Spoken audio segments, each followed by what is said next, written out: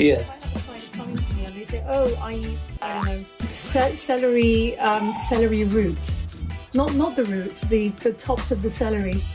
I would immediately say that's actually a toxin, and it could be quite dangerous for you. Some people live off it. Okay, so you're living proof that you eat the whole celery your entire life for, say, I don't know, 20 years of your adult life, and you are strong, you're well focused, you have good cognitive function.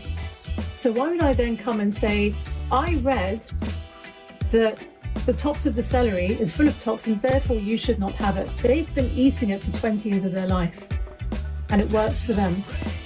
I need to be humbled, step back, go and do more research. My job, my God, I am researching every single day because not one formula works for everyone. And then, of course, some people might. No, and we have a very different. Yeah, sorry to cut you again, but you reminded me of something. We have a very different way. I'm not to say that I really agree with all this, but I met a guy, a very wealthy guy, and I'm talking wealthy, I'm not talking rich, right? So we're talking wealthy, different kinds of thing, right? This guy goes off to Africa and poaches. Yeah, goes and poaches, well, and I hate that, but goes off.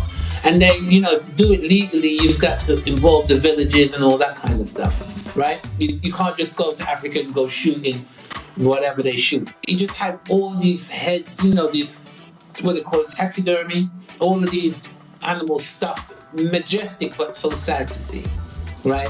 But anyway, and he was saying to me that he said to me that to work with the villages, right, whatever the case, to work with the villages and the tribes when they're doing this, that the tribes just want, they kill the animals, they kill them, and then they obviously the tribe just want the stuff that's inside the animals, right? And like for the food, right? But they don't want the legs or the arms or the thighs or the breasts, right? So the tribes they'll eat the food. They want the liver, the hearts, the lungs, the guts, the whatever. That's what they feel is food. The other stuff is rubbish to them, right? And whereas when you're brought up in the UK or you're brought up in the West, everybody wants to eat chicken breast or chicken wing, or they don't want to eat the stuff that other people think is really healthy, is really good for them, whatever the case may be. So, I mean, I'm not saying it's not a good thing to eat chicken breast or whatever it is, horses for courses. But what I'm saying to you is that we would look at those people who eat hearts and lungs and kidneys and guts and offal and go, oh, really? We look at them like that. But actually, that's what keeps them strong. That's what they like. That's what they're into. Can I just say, Egypt, for example,